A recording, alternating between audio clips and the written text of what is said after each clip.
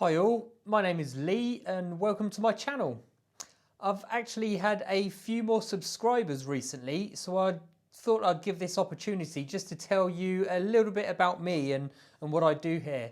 Now, obviously, the primary purpose of my workshop channel on YouTube is to make electric guitars. It's a hobby I got into about 3 years ago now, and I've made various different guitars, all practicing, and I've got to the point now where I think I'm good enough to actually make a production quality guitar. Workshop, woodwork, metalwork. I don't do this as a real job. This is purely a hobby. I am no expert, so anything that I do suggest that I think makes it easier that someone else could try, it's just through my own practice. I have no professional training in any woodwork or anything like that. In fact, I'm actually a cyber security engineer by day, pre-sales. So I actually show customers how to protect their networks from cyber attacks. So vastly different to any sort of workshop work.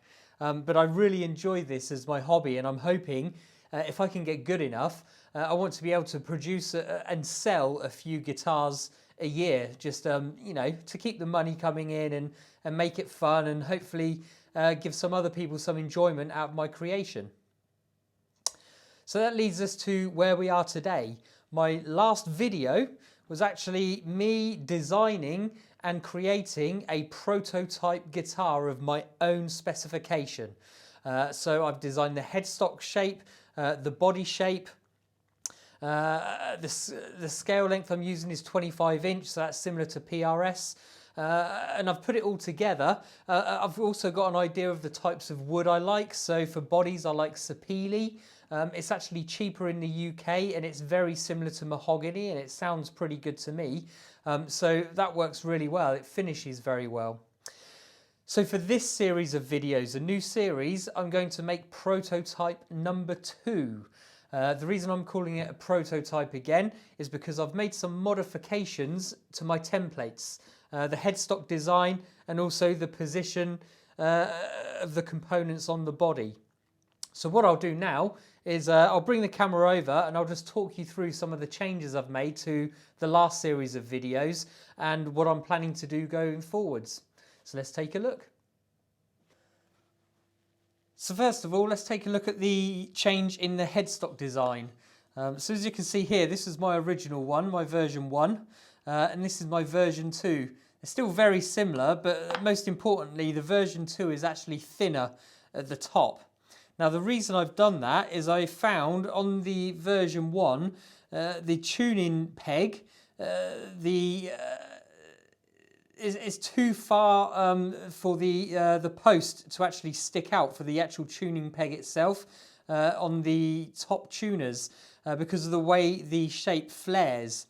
Now what I could do is I could make the headstock longer, and so this curve here is a bit shallower and it will come up here, but then that makes the headstock too long and it didn't look correct. So what I thought I'd do is I redesigned it just so it looks a little bit thinner and a little bit stumpier, but it means the tuning peg can now fit perfectly outside of these top 2 tuning holes. So that's the first one, slightly thinner at the top. The next thing is some slight modifications to the body. So hopefully you can see this. I've drawn on here the position of the neck. So in the other one, all of this was actually further back. So the neck pocket was further back where the pickup pocket is. And that meant the curve here was higher up on the bottom of the neck pocket. Now that made it more difficult to reach the 24th fret. So what I've done is I've shifted everything backwards slightly, just so I can, I've shifted everything forward slightly, just so the neck pocket is much nearer the bottom here, which should give better access to the 24th fret. So I hope that makes sense. That's sort of the main change. The rest of it is still laid out with the correct dimensions. As I've mentioned, it's a 25 inch scale length. It's bolt-on necks. So this is a neck I've just started creating with the new headstock shape on it. So again, this is part of my prototype. This particular one has a piece of walnut for the fretboard, but I've also started drawing out another neck that I'm creating. Again, with the new headstock design, I may make 2 bodies and 2 necks at the same time. I haven't decided yet. But this particular neck has the the necks are all maple. I should say that I like a maple neck. The stability is really good. So the headstock design again is new on this one, but for this one I've actually got a piece of, I think it's Nambian rosewood. So it's still rosewood, but as you can see, the colour of this is a lot lighter than traditional rosewood, and I quite like the look of that. So by the end of it, hopefully I will have 2 identical necks, slightly different fretboards on them, but more importantly, they should both fit perfectly. If I've cut them correctly to the right dimensions, they should both fit into each of the bodies that I'm going to make as well. So let's take a quick look at the bodies. So I've purchased 2 pieces of sapele.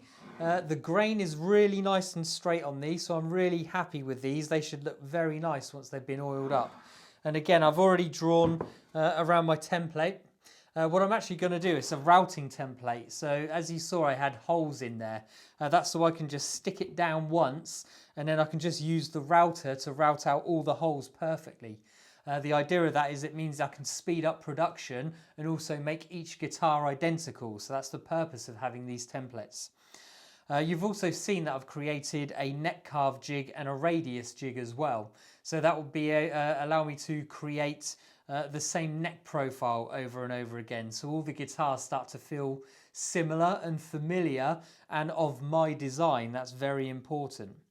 So for this series, I'm going to carry on finishing this neck. So I'll show you putting it onto my neck carve jig and radius jig. Also, I'm going to use my template to route out all of the pockets on my slightly modified guitar design. So to start with, I think we will kick off with routing out some of the body. So let's do that now. Okay, so the first cut, I always do the neck pocket. The specific reason for that is it's much easier to cut the neck pocket while you've still got all of the wood on before you cut the shape of the guitar out. If you actually try and cut this pocket when there's no material here to support the template, it becomes quite hard. So I've found the best way to do it is the very first thing you cut is the neck pocket before you cut anything else out, because then it's properly supported with all the spare material before you cut the guitar shape out. The necks I use, the maple, is actually 20 millimeters thick. So the neck pocket I want to do on here is going to be 18 millimeters. That leaves me with a couple of mil sticking up above and beyond the edge here. So that's what I'll do. I've already preset a router to go 18 millimeters deep. As you can see, I have one of the ball bearing router bits on, and that should follow the template nicely. So let's get on and we'll start our first cut to 18 millimeters deep neck pocket. Okay, so routing the neck pocket, 18 millimeter depth, everything's set up, so let's start cutting.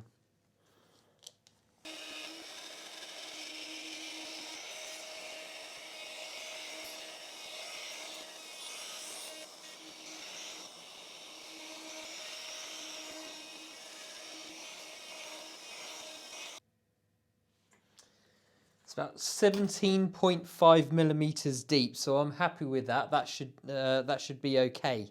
So the next thing I need to move on to is to stick the template onto the body and then route out the pickup pockets and also the bridge as well. So let's do that next.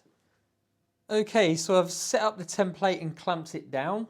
The humbucker pockets should be around 16 mil, but I'm going 17 mil just to give myself a little bit of extra room for the cable to route through from the neck humbucker. What I've also done is I've put a spare piece of scrap underneath the body wood because when I route out the tremolo pocket, I need to go all the way through, and having a piece of scrap on the other side stops the wood chipping when the router bit goes all the way through. So that's quite important. So there's scrap underneath. It's perfectly centered. I know all the dimensions are correct already on this. So all I need to do now is route out my 16mm pockets for the humbuckers and then go all the way through the body for the tremolo. Let's do that now.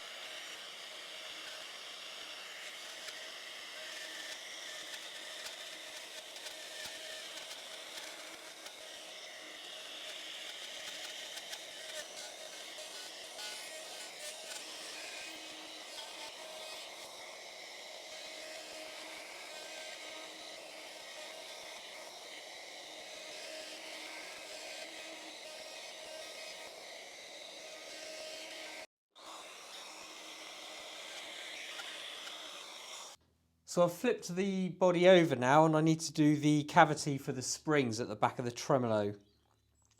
So this is going to be 16mm deep for the main body where the springs go. But as you can see, the rear part is actually, the cavity for the tremolo is actually wider at the bottom than it is at the top. So when you cut this out, you actually leave about 5mm from what would be the top of the body. So it's hidden. So it's hard to explain, but if you look from the top, there's actually a lip where the tremolo goes in, and the cavity is slightly bigger from the back than it looks from the top. So that's what I'll do next. So first it's 16mm for the main cavity for the springs, and then I route out this back piece here and leave 5mm before I get to the top of the body. So I've already set 16mm on the router. Let's get going.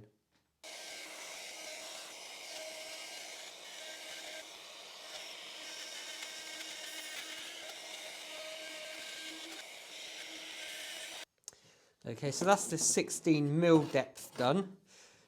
Just to double check. Yeah, that looks about perfect.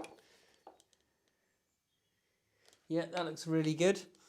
So all I need to do now is I need to go down further, but just on this back edge, until I get to about 5mm before the top of the body. So let me make some adjustments on the router and we'll cut that last piece out now.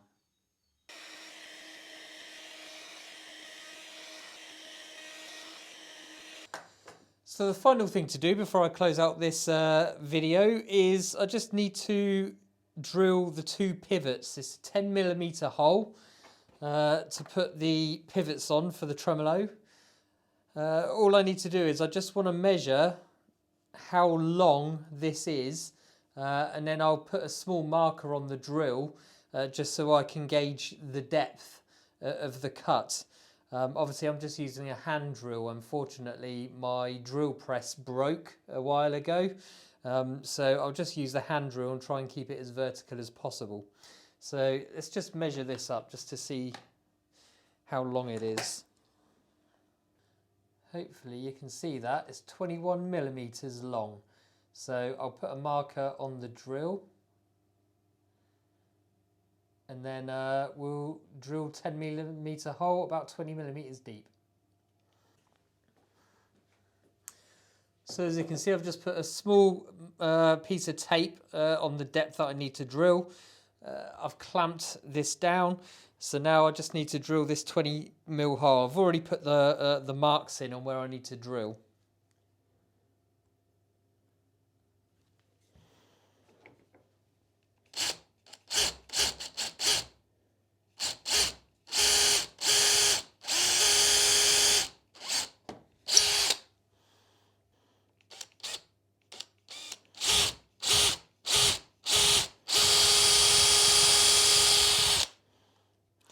That looks about the right depth, so now all I need to do is just press them in. So the next step, I'll just put a little bit of super glue around this, this pin and slide it in, and hopefully once the super glue sets, that will be permanent. So that should be pretty good. It's quite stiff, so I'm pleased with that. That should be a really good fit.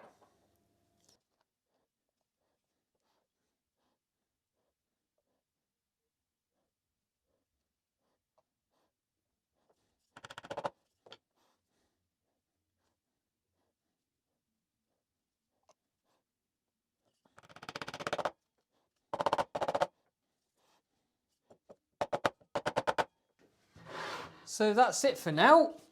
I've routed out all of the holes. I've done the back pocket as well for the springs. Everything looks good. I've still got the line on there. So I'm going to close this video out here. I have made one mistake, and it's such an obvious error. I already glued the 2 pins in. You don't want to do that until at the end when the body's finished. So what I'll have to do is just try and block them up when I do the sanding and oiling, just to make sure nothing goes in them. They are slightly lower than the surface of the guitar, so I can still sand over them. There shouldn't be any issues there. But it's so easy to make a mistake when you're not concentrating. Shouldn't cause any issues though. Those pins are glued in now. They're going to stay there. Everything's measured up properly. So on the next video, I'll be cutting out the body and sanding it down and pretty much getting the body finished and prepared. And then we can move on to the neck. So I'll see you next time.